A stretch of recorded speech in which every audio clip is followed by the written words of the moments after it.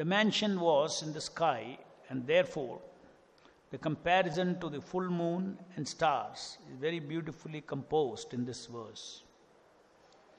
Kardama Muni looked like the full moon, and the girl surrounded his wife, Devahuti, seemed just like the stars.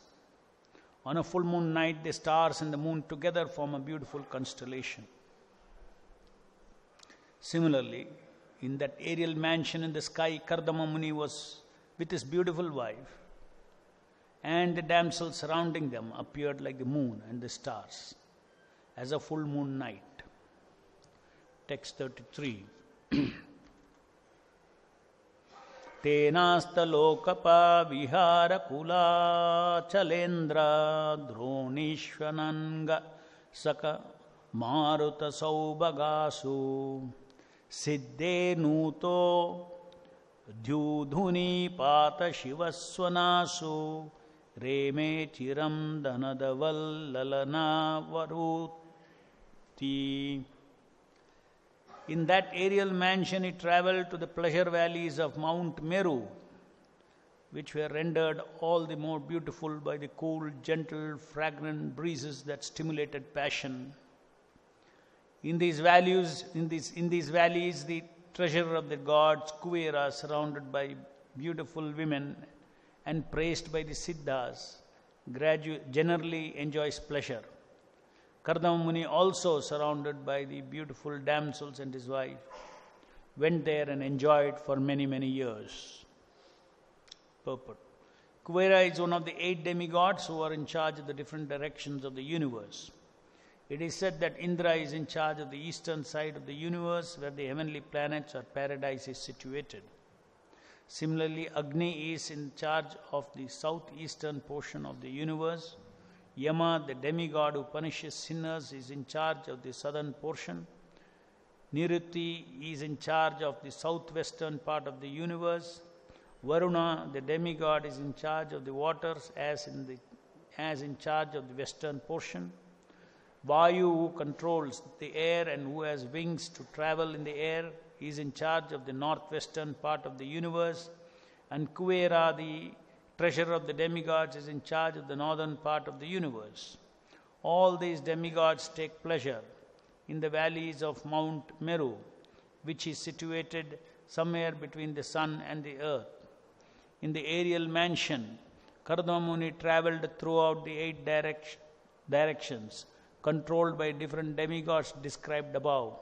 And as the demigods go to Mount Meru, he also went there to enjoy life. When one is surrounded by young, beautiful girls, sex stimulation naturally becomes prominent. Kardama Muni is sexually stimulated, and he enjoyed his wife for many, many years in that mount of Mount Meru. But his sex indulgence was praised by many, many Siddhas, beings who have attained perfection, because it was intended to produce good progeny for the good of the universal affairs.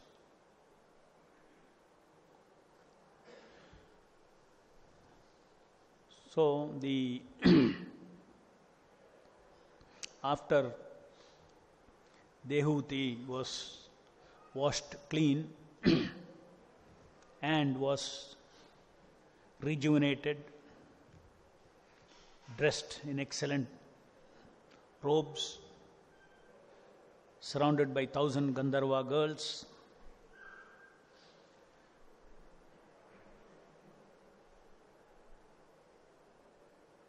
she was brought to the aerial mansion, and then they're seemingly attached to his beloved consort while served by Gandharva girls. In the aerial mansion, Kardama Muni with his consort shone as charmingly as the moon in the midst of the stars in the sky, which causes rows of lilies to open in ponds at night. And the aerial mansion travelled to pleasure valleys of Mount Meru, where Kuvera and others, surrounded by beautiful women, praised by Siddhas, enjoy pleasure. Kardama Muni, also surrounded by beautiful damsels and wife, went there and enjoyed for many, many years. So, Kardama Muni was executing his duty with a very pristine divine purpose to bring forth a progeny who would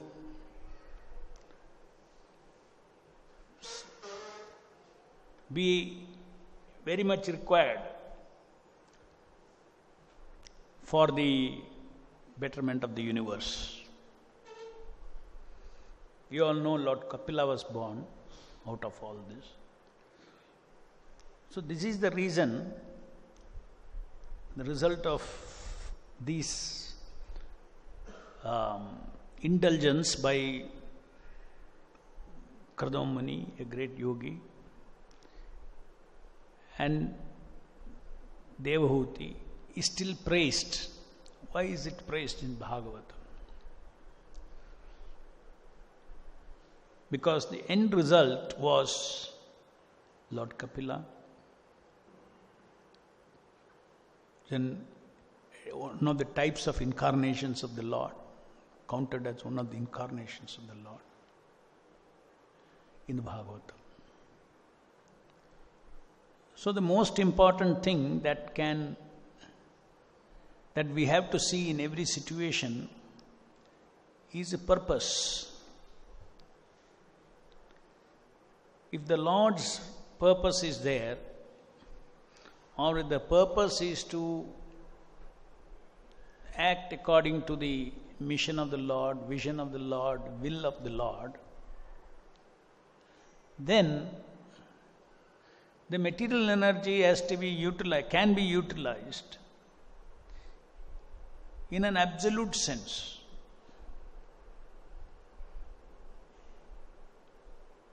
It is not Maya, it is not material energy in that sense, it is completely spiritualized.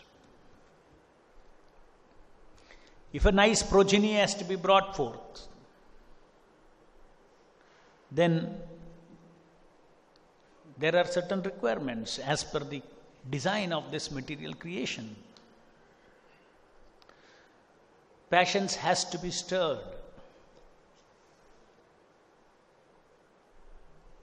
For proper sex indulgence. And there are different qualities of pleasure in passion. So those things have to be evoked. And therefore we see here that Kardama Muni is doing everything in style. He was a yogi, he was so detached. But because he knew there was a call for him to do this work of bringing forth a progeny,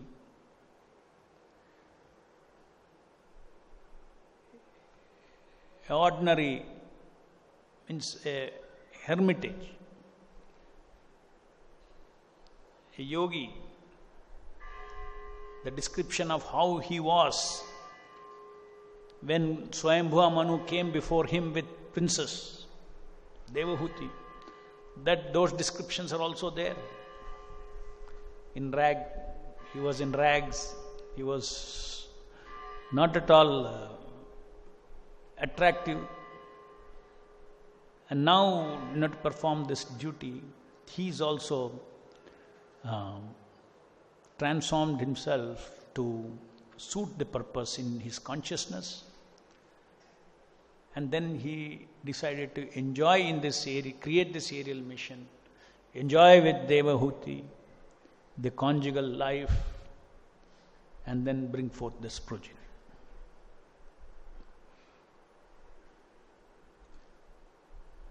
So this kind of task is not something that anybody can imitate so easily. What was the level, what is the status, what is the yogic powers of Kardama Muni? to have created an aerial mansion, to have created 1,000 damsels to be with, and even the aerial mansion, even he, after he's created, when he was walking through, he was bewildered. We heard the description last time of the aerial mansion, every details of how beautiful it was. So they lived a life of enjoyment for all the senses, the eyes, the nose, the, all the senses, to the same level as demigods. The travel, the aerial mansion was not. The aerial mansion means it is meant for traveling. So it traveled, it is described here, it traveled to Mount Meru. Just like, we take vacations. People go on vacations. So demigods go on vacation. Mount Meru. It appears like that. If you read this, all the demigods take pleasure. All these demigods take pleasure in the valleys of Mount Meru, which is situated somewhere between the sun and the earth. And in the aerial mansion, Kardama Muni traveled. He also went honeymoon there. Kardama Muni traveled throughout the 8 directions, controlled by different demigods described above. And as the demigods go to Mount Meru, he also went there to enjoy life. When one is surrounded by young, beautiful girls, sex stimulation naturally becomes prominent. Kardama Muni was sexually stimulated and he enjoyed his wife for many, many years. So another significant thing that we need to understand from these things is that this material energy and the way material energy is designed, and the material energy when it functions, when it is operative, before it comes as a variegatedness, it is as undifferentiated pradhana,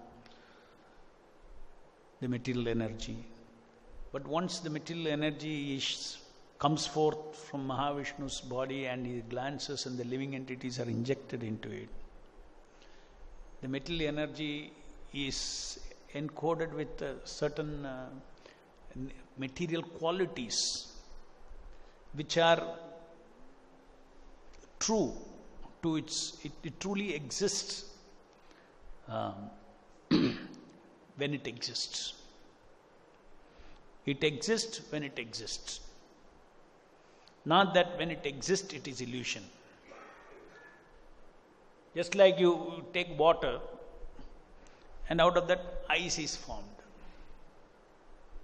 When the ice is formed, the ice melts, it becomes water again. But from the water, when ice is formed, you cannot say ice is illusion. The state of ice is illusion. But when the ice is existing, the real energy, the water has transformed into ice and it's a real energy.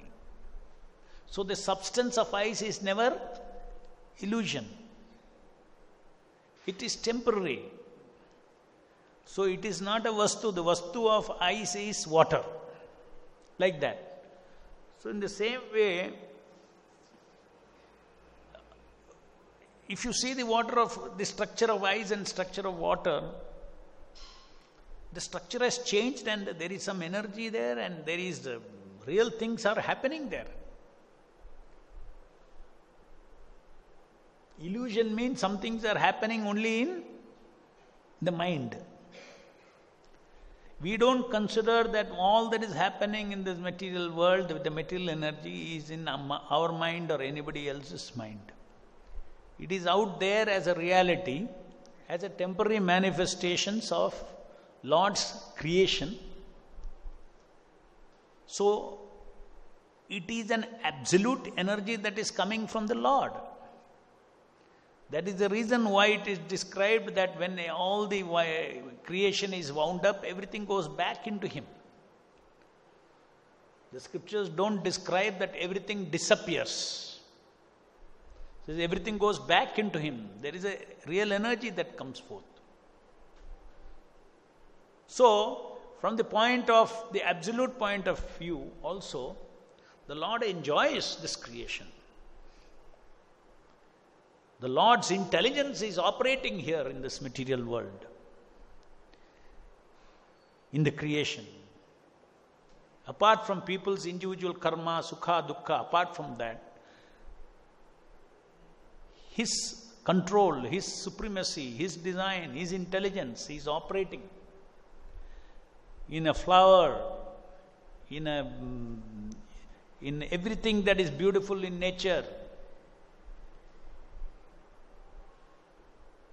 That is exactly the reason why in Bhagavad Gita, such a great literature of the highest philosophy, the whole chapter is dedicated. Krishna says, I am this among this, I am the Himalayas among the mountains, I am this, I am this, I am this. To debunk the future, somebody coming and saying these are all illusions. When Krishna says, I am this, how can that be illusion? It is, I am this means I am that in a particular form as my energy. So whatever exists is Lord and His energy. Then one may say, oh, that means there is something secondary called His energy independent. No. Energy is His. This is Chaitanya Mahaprabhu's philosophy. The energy is His, for His pleasure, coming from Him.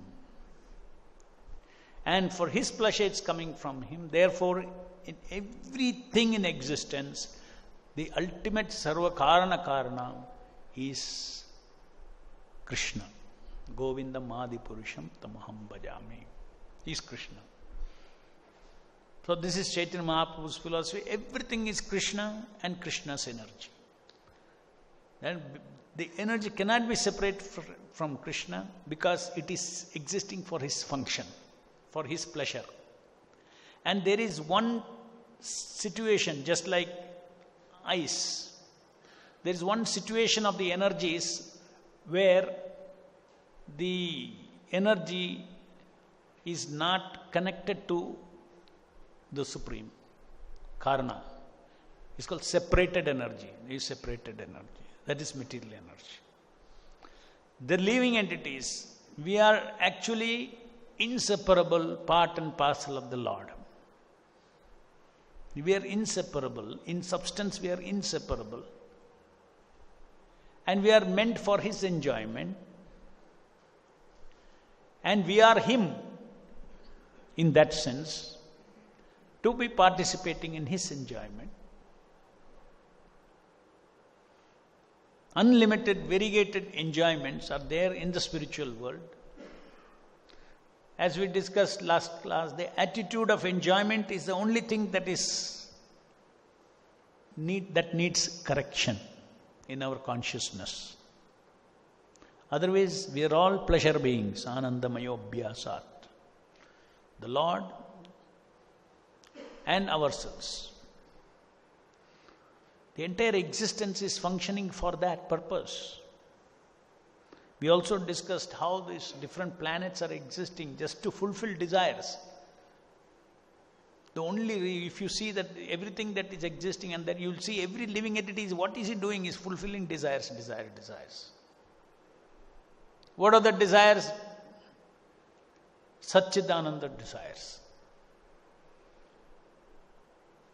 Desires of Ananda, desires of loving, pleasurable relationship,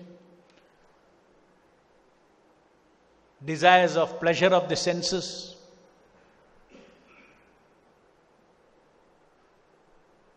desire of knowledge, intelligence, want to enjoy knowledge and intelligence, want to enjoy pleasures, want to enjoy loving relationships, and wanting to enjoy power. That is all over. Every living entity's desire can be classified under this. Desire for power, desire for knowledge, desire for love, desire for sensual pleasure. Nothing beyond it. Desire for power is a manifestation of his Sat. Desire for knowledge is manifestation seeking Chit Rasa. Desire for Ananda, two categories: relational pleasure and sensual pleasure. So Ananda Rasa is loving Rasa and interrelationship Rasa and sensual pleasure Rasa. Everything can be covered under this. So all the living, if you see every living entity from animal to every living entity is actually instinctively trying for these things on this in existence. So what is that? Obviously it indicates that the purpose of existence is pleasure, but somehow or the other our purpose is getting defeated here. We can identify instinct is there, but fulfillment is not there. But yet fulfillment is there or not, the characteristic, if you see, is pleasure. Nothing wrong with that according to absolute philosophy. Everything has a purpose designed by the original enjoyer of everything, Krishna. Inconceivable, this personality, his enjoying capacity is inconceivable. Unless you accept an inconceivable enjoyer, you cannot understand Krishna.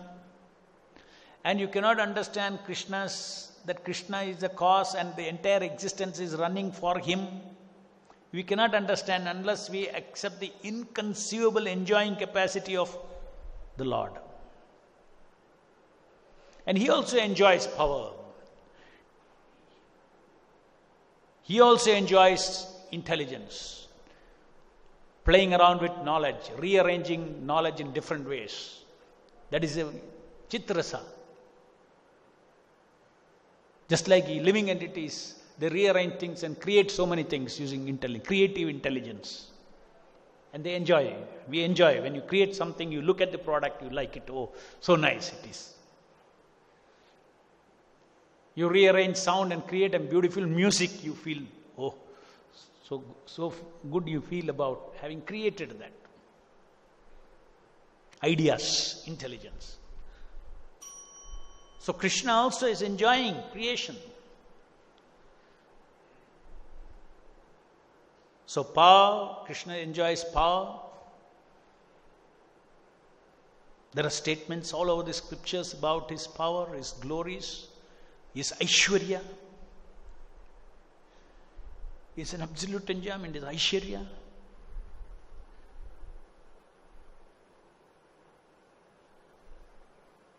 Lord as Shirodaksha Vishnu is controlling everything in this material world. But his way of controlling is majestic way of controlling, divine way of controlling. Everybody in this material world is trying to control. But that approach, that attitude of control of every living entity is not divine control. Just like you can have food and you can divinely eat. And somebody is very hungry, or a beggar, how does he grab every opportunity? What is his attitude? Given it, he will take. So everybody's material world lauding tendency is like the beggars for power. We are all beggars for power because we are all starved of our original power that is coming in connection with the Lord. Look at the power of Kardama Muni. What is his power? Mystic power. And how majestically he is engaging in service of the Lord.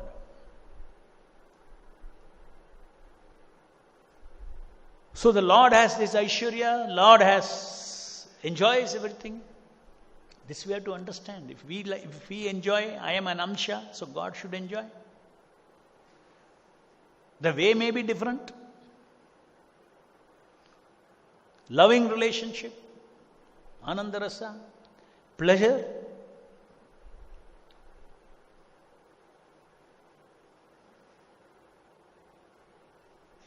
So the inconceivable capacity of the Lord to enjoy, and He is enjoying. He is enjoying. How is He enjoying? Not only simply if we meditate on this Advaitam, Achyutam, Anadim, Ananta Rupam. Why this Ananta Rupam? Advaitam, Achyutam, they're all Govinda. He is the Adi Purusha, that's all. He's like the original candle, and one candle lights another candle. When the candle is lit, it is as good as the original. Similarly, when the Lord decides to expand, there is an expansion, then that expansion is Him. So unlimited Narayanas, unlimited expansions, they're all manifestation of His enjoyment of power. So enjoyment means there has to be energy and the enjoyer. Enjoyer and the enjoyed. All his energies are enjoyed. So moment we are convinced that every particle, including me, if there was a microscope to go very deep inside, finally we'll see that we are inseparable from the Lord. Awakening that inseparability, that is what the Hare Krishna Mahamantra does. Awakening that inseparability. Inseparable, not in inseparable relationship.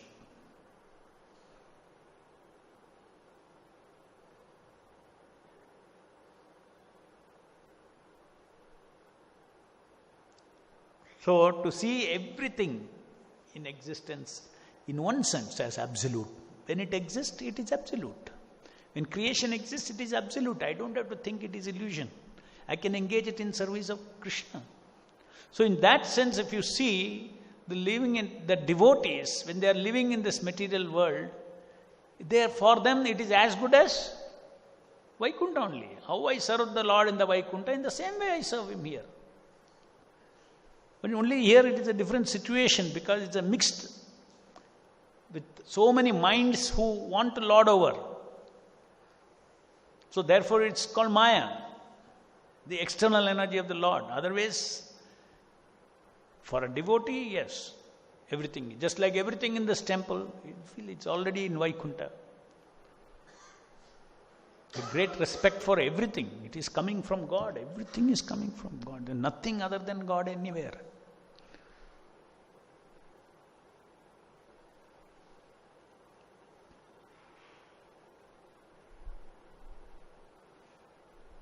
Modern speculators influenced by Buddhist philosophy, impersonalist philosophy, they create ideas that this world is a software, this world is Matrix. There's a famous series of movies called Matrix.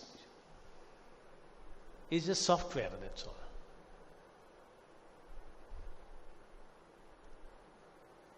There's no real substance there. A very fine difference it is.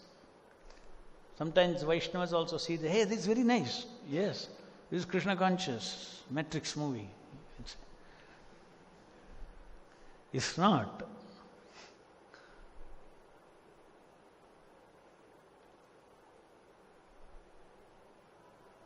If this world is an illusion, complete illusion, God has no connection with the illusion. Illusion is always means in your mind. So God cannot be an illusion. So if Krishna took avatara and he was standing in the middle of Kurukshetra and talking to Arjuna on a real chariot, and he is standing there and he is talking and describing of people and things like that. So, of course, this is exactly what the Mayavadis say. Even if Krishna is God, He had to have a material eyes to come into this illusion to see all these people and all these things. That's why they're called Mayavadis. But we say no, Krishna with his absolute eyes, he was seeing his temporary manifestations. It is not an illusion. This existence is not an illusion. How you read this existence for your sense enjoyment, that is the reference to illusion in the Shastras. The Shastras there is elaborate reference to illusion in the Shastras. That illusion in the Shastra is referring to misreading of the real material energy, the purpose of the material energy. That is exactly what is the understanding of the Vaishnavas of Maya. God can never be in Maya.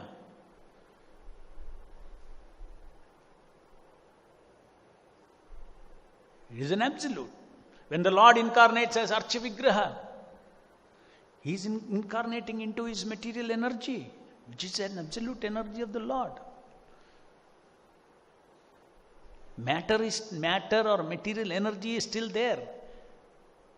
But that metal is no longer acting as Maya to cover Krishna. So it is spiritualized. But at the same time, matter is matter, one category of energy. His original Satchidananda body is another category, his own self.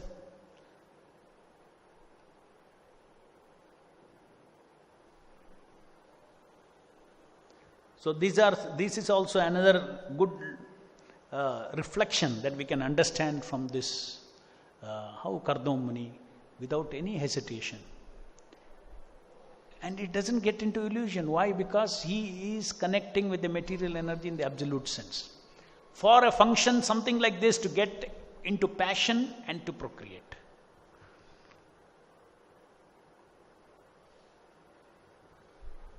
Any questions?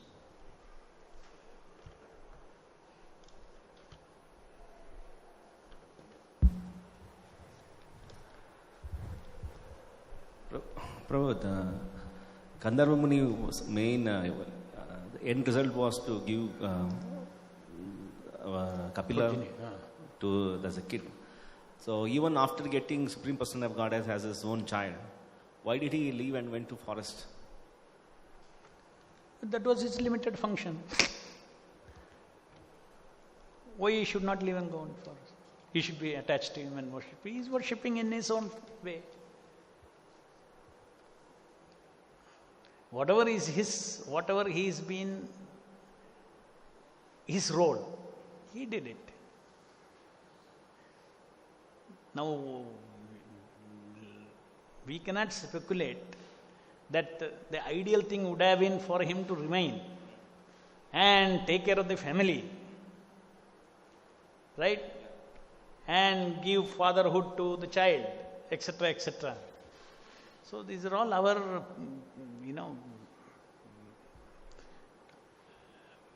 prejudiced thinking. The pure devotees, if they have a purpose, they do that purpose, and that's all.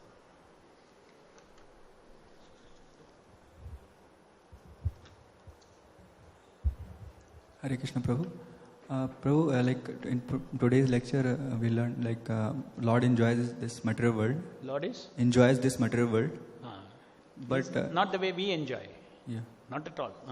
But in one place, Prabhupada is mentioned in the lecture that in purport that there is no need of creation of this material world. I mean, actually it is made for one conditioned souls to get them corrected and all this. But actually there is no need. Material world, without material world also spiritual world is fine like this. So how to understand these two statements? There is one here we are saying that Lord enjoys this material world also, but at the same time. When you understand, when you hear the word enjoying, it doesn't mean sense enjoyment. If somebody goes according to my will, I would say that I am enjoying. According to his will, this scheme of material existence is brought forth. According to his scheme of things, living entities are injected into it. According to his will, the living entities are going through 84 lakh species of life. According to his will, the free will is allowed and they are engaging in sense gratification. They are evolving through all those things. Everything is according to his will. So is he enjoyer of the material world or not? Yes, Prabhu. It is his estate. He's created the estate for a particular purpose. That's why I said his enjoying is not like how me and you enjoy. When we are conditioned, we are in the bodily concept, we enjoy sensually or mentally.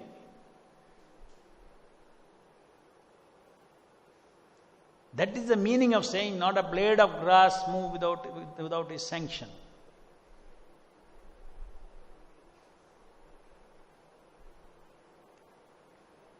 So your definition of enjoying, don't extend it to God. God's enjoying it. What is his enjoyment itself? We need to separately understand what is the nature of God's enjoyment. This is God's power. Bringing forth existences, Brahmandas, is his power. Ham sarvasya pravo mata sarvam pravartate. How Krishna is saying. Ham sarvasya pravo mata sarvam pravartate. He doesn't say some software is running.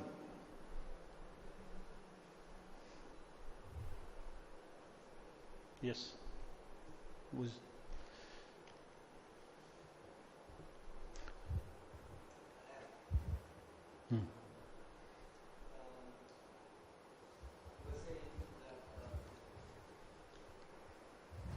There is, like for example, Mayavadis, they consider this to be an illusion, the material world. Total illusion. Yeah. But like for example, even we, in one sense, in the conditioned state of existence, our idea of this material world is an illusion only. In the sense we relate to it as real. The pleasures of the material world as real is an illusion. Reading of the material world. There is out there, there that's is something. exactly what the Mayavadis also say. Our reading of the material No, world is an no. illusion. They don't say that. They say that the substance itself does not exist. There is no substance. You, me, demigods, we are all ultimately Nirguna Brahman. The Nirguna Brahman has sankalpad this world, and this is how it is. And then finally we all have to become one. Now as sankalpad as many. One God, Nirguna Brahman. Sankalpa has become many, and now you have to become one. So in the absolute sense, finally what remains is that. So these are all sankalpa of the Brahman. No, in the conclusion I agree. Their conclusion is different, our conclusion is different. But in terms of current understanding,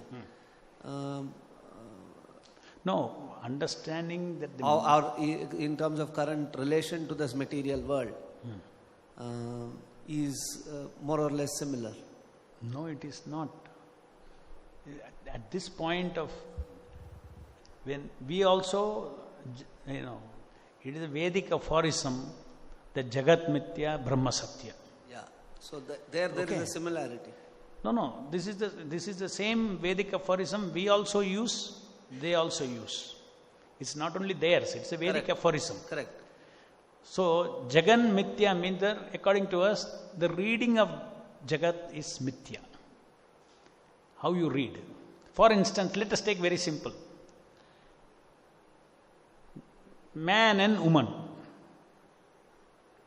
The reading of a conglomeration of matter, Panchabhuta, reading that into a man, reading that into a woman, reading that as a man, that as a woman, that is, reading is illusion. Now, they say that reading is also illusion and the substance is also illusion. We say reading is illusion, substance is as absolute because it has come from God. This is a difference. They also say reading is illusion, but they say reading is illusion, substance is always illusion. We say reading is illusion, substance is the glory of God. planets are glory of the God. Everything is His glory. And anything He brings forth cannot be illusion. Illusion cannot come out of the Lord. Everything that comes out of the Lord is Satya. So this material world is a Satya. Its manifestations are, it's manifesting in unmanifesting in order to facilitate misreading and engagement in sense gratification, enjoyment. Because if you have to enjoy, you need man, woman, you need animals, you need trees, you need children, you need, for all the rasas, you need all those things. You have to misread all these things. So Maya, Krishna's energy, material energy, facilitates this illusion. The moment we connect them to Krishna, then it is absolute. Therefore it is said that Krishna becomes attached to even the body of a pure devotee. And how can body of a pure devotee? No, if you tell Mayavadis, they will say, what is this? It's all illusion. Body of a pure devotee means while he is preaching, when he becomes a pure devotee, like how Chaitanya Mahaprabhu took Haridas Thakur's body and he was worshipping. He was worshipping him. So there is a degree of, there is a absoluteness to material energy. Then we see the beauty and the glory. You see the sun, you see it is Krishna's. You see the tree, you see the flower, you see Krishna's intelligence. The Mayavadis, they cannot praise that it is one God who is having all this intelligence. It is His Vaibhava. It is God's Vaibhava, this material energy. Moment you say that is illusion, as they say, because God is not there. Whose Vaibhava is it? So this difference is there. So the substantive part of it is, in terms of not just the theoretical aspect or the theoretical reality of the difference, what is the substantive take from that in the understanding? What is the substantive limitation of the Mayavadi understanding and the Vaishnava understanding? Yeah, how is what ultimately what is the benefit of this understanding, and what is the non-benefit of that understanding? Yeah, the benefit of this understanding is you see God and God's glory, whereas they don't see God and God's glory. That's the benefit. So that way they are impersonalist. It is not a glory of a person. So that means to say, until and unless you don't see the glory of the Lord, even if you just theoretically understand, it is as good as a Mayavadi. That means there is no element of God. It just becomes like a Tattvavadi. No, it's not. It is not. It is not Tattva. In our Tattva, when we tell our Tattva, God has to be brought forth. Because otherwise you have to say, who has created this? If Nirguna Brahman has not created this material energy which you misread, the object that you misread is also come from Nirguna Brahman. It is another form of Nirguna Brahman. Then you are not recognizing the Supreme Lord. For them it ends there, Nirguna Brahman. So they are also called Brahmavadis. They end there. Mayavadis is there. When you understand their application of their philosophy to this material world, you say Mayavadis. When with respect to their absolute truth, there it ends there, the Brahmavadis. There is no Brahman and Parabrahman. There is only Brahman. There is no Vaikuntha planet. Vaikuntha is all part of this world. It is a higher world within this world. Demigod world, all these things. Some Mayavadis, they go one step little further and they say that there is an intelligence, Nirguna Brahman they say. But they say that it is Nirguna intelligence. Because they have to explain intelligence. Some people say.